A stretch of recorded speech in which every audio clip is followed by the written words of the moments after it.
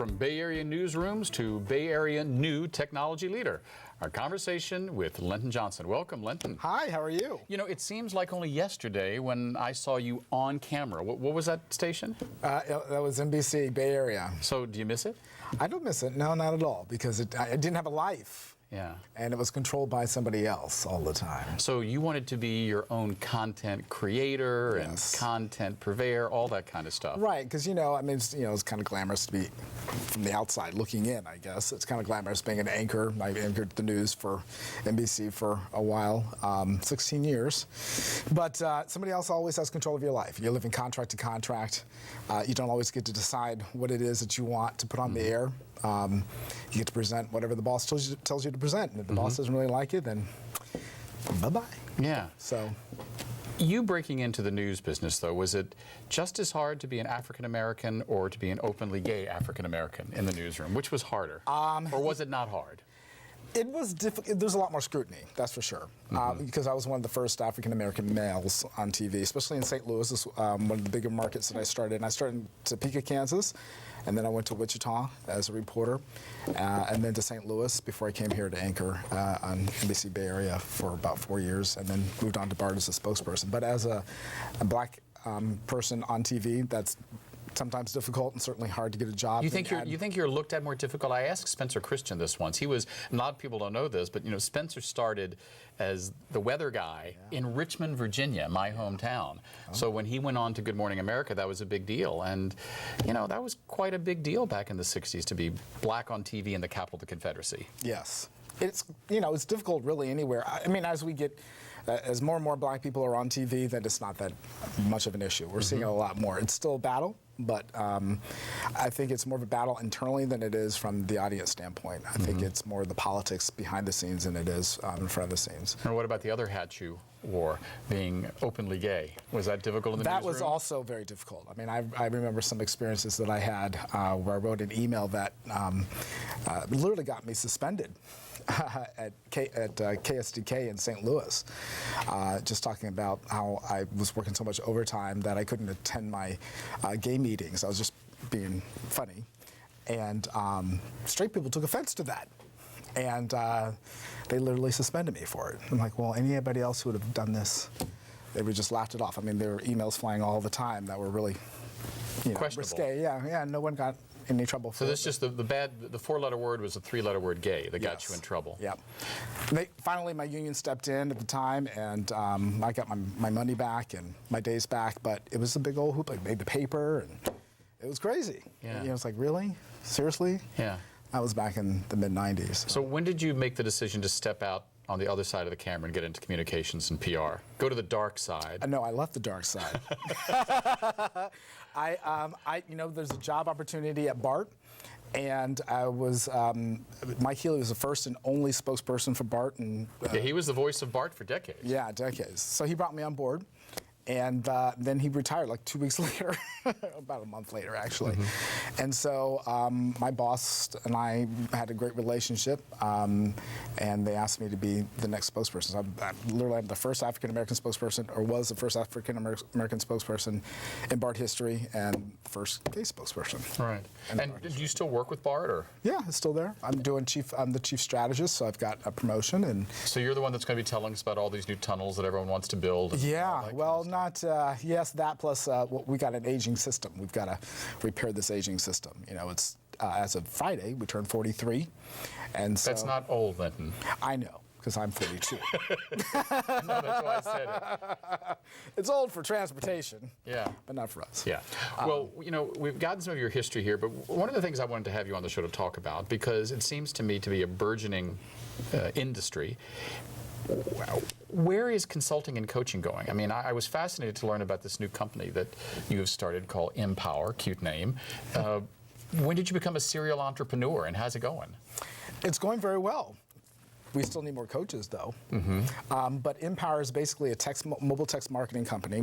What we do is we've kind of brought texting, we made it high tech. So you can do digital digital loyalty programs. It's really your imagination goes wild, and you can use your our text message software for really anything to run your business. If you think about it, ask yourself this question: how many unread emails do you have? At this very moment, about 50 before I took this taping, yeah.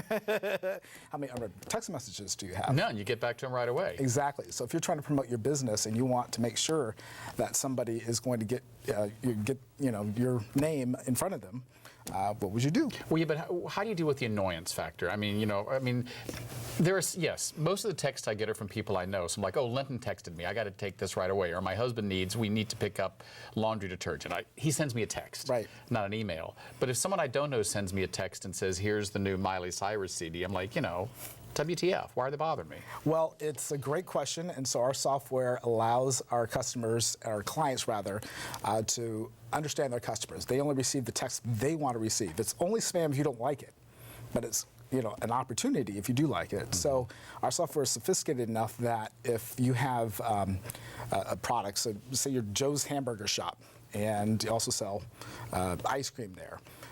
Some of your customers don't really like ice cream, they just come for the hamburgers. Well, you can make sure that only the customers that want a coupon for hamburgers will get that coupon, mm-hmm, versus those who just want coupons for ice cream. So, I remember reading a story, now it's probably been 6 or 7 years ago, about how email was considered one of the greatest applications of all time. Are you telling me now that texting is?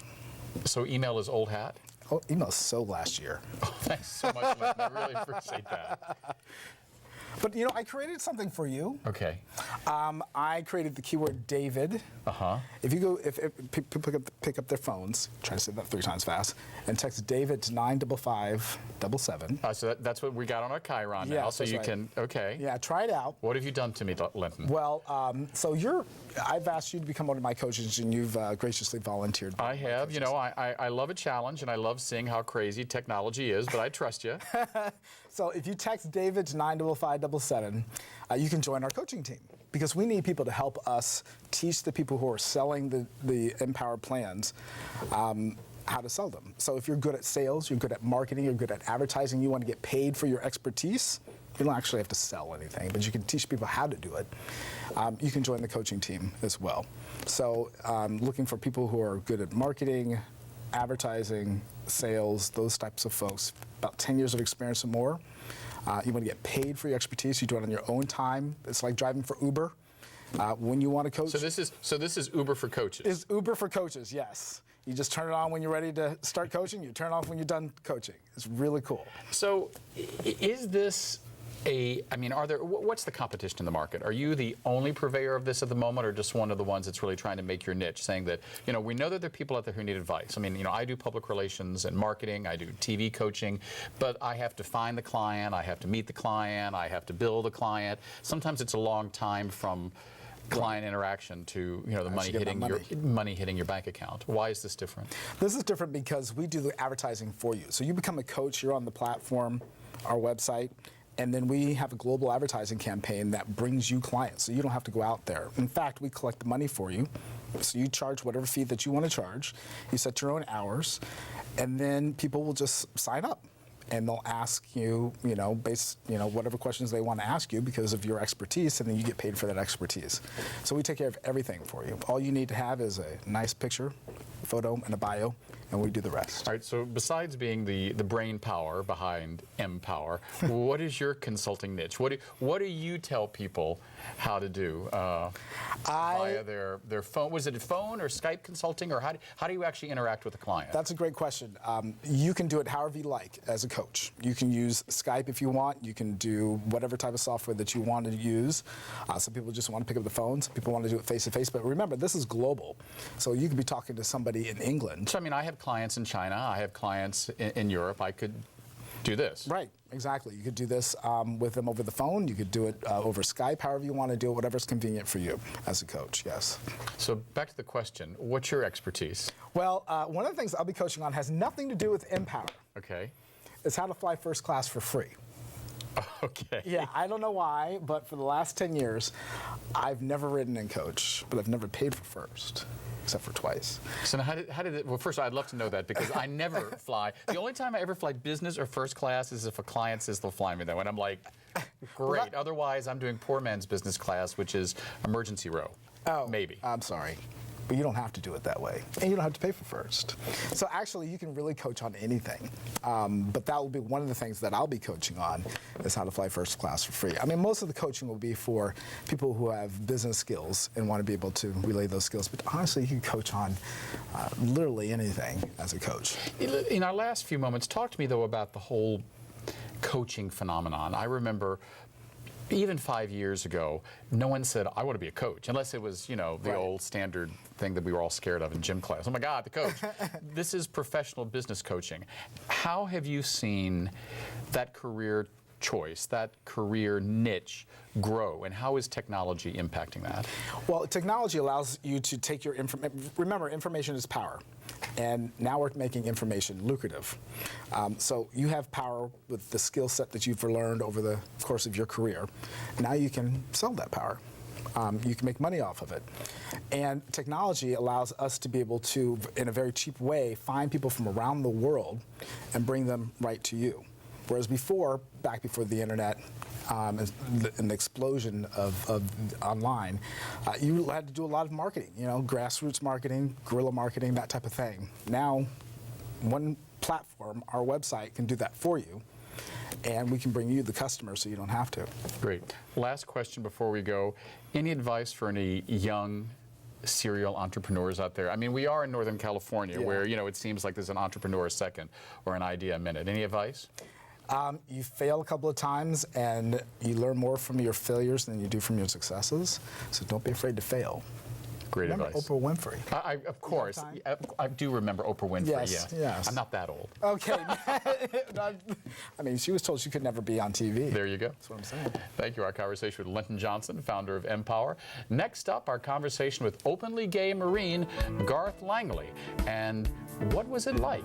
And what is it like in the Corps for members of the LGBT community? We'll be right back.